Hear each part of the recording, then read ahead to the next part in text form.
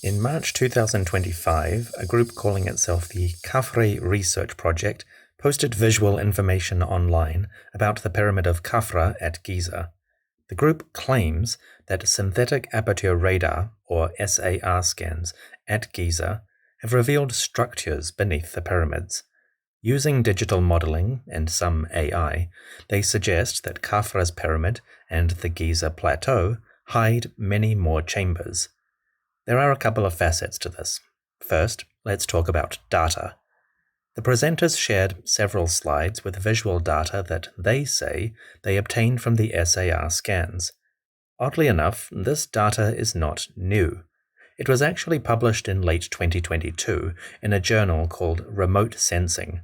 The article is available in open access, and I'll put a link in the description. The paper presents a collection of raw data suggesting that there are cavities or spaces within the Giza plateau that have yet to be explored. Okay, so if that was published in 2022, what is happening now? Now, that same team has held a press conference to claim that the SAR scans indicate the presence of, quote, an extensive series of vertical shafts, estimated to extend to depths of at least 1 kilometer, with each major pyramid serving as an access point to these underground systems. The discovery of vast subterranean chambers with dimensions comparable to those of the pyramids themselves. End quote. This is the interesting part. The 2025 claims go way beyond the data that was actually published in the 2022 study. The recent press conference includes a bunch of 3D models that purport to show chambers throughout and underneath the pyramids. The team has even gone so far as to model these chambers like giant batteries or power-generating structures, which might sound strange. How do you get from cavities detected by scans to something like that?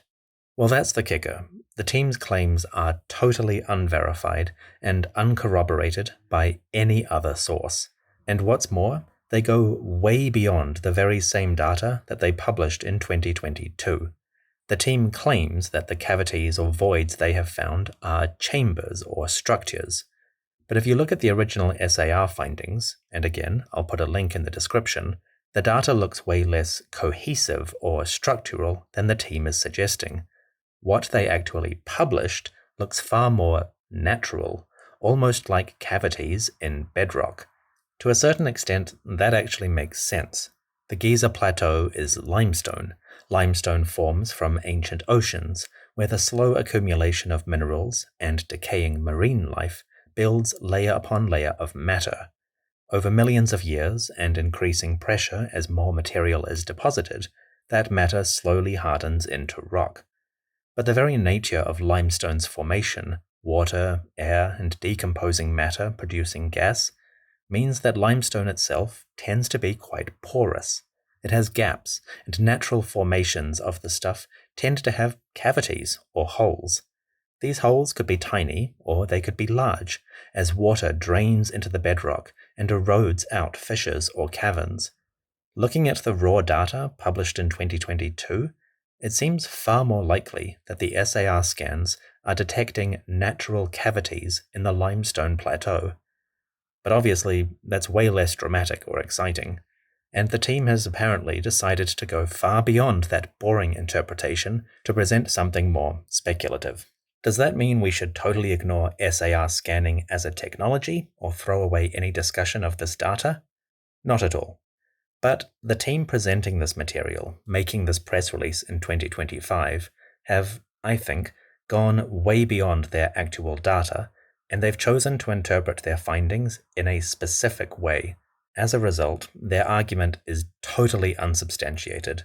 When it comes to the interpretation, the argument is basically, trust me, bro.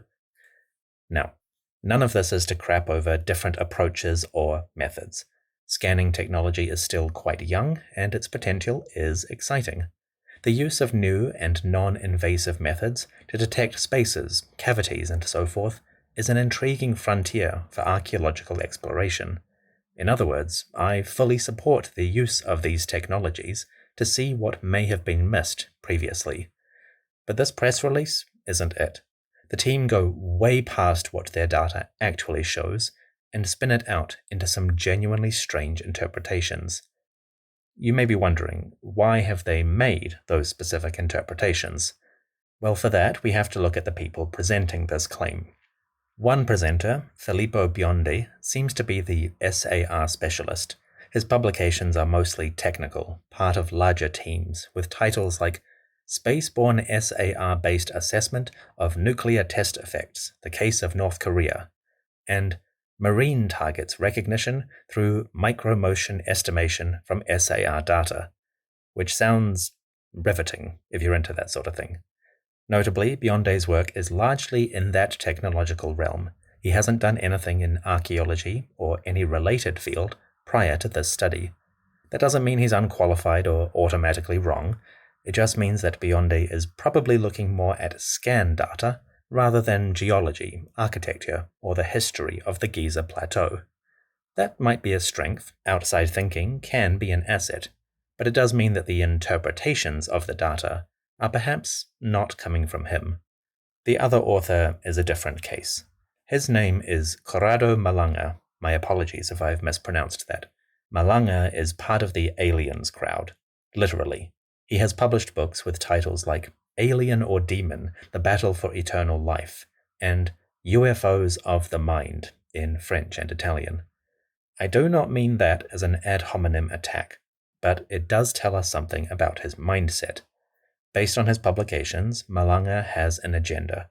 He is looking for proof of alien life and influence on human affairs. That has clearly influenced his interpretation of data. For him, natural cavities in rock appear more like ancient megastructures. To be clear, and avoid any misunderstanding, I personally have no issue with the search for extraterrestrial intelligence as a scientific undertaking. Heck, I actually quite like it, and I'd be willing to bet money that aliens do exist somewhere in a distant galaxy on an unknown planet.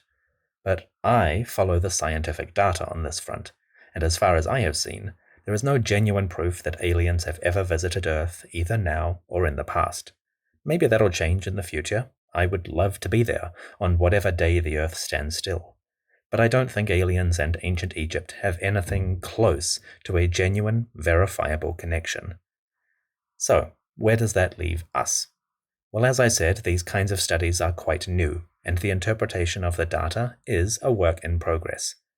You may remember a few years ago that a scientific team called the Scan Pyramids Project identified a void in the Great Pyramid. That one is quite interesting, and it's an example of how cautious scientific approaches can lead to genuinely fascinating results. We can talk about the Great Pyramid void another time in a bit more detail, but the point is, scan technology is relatively young, but it has a lot of potential.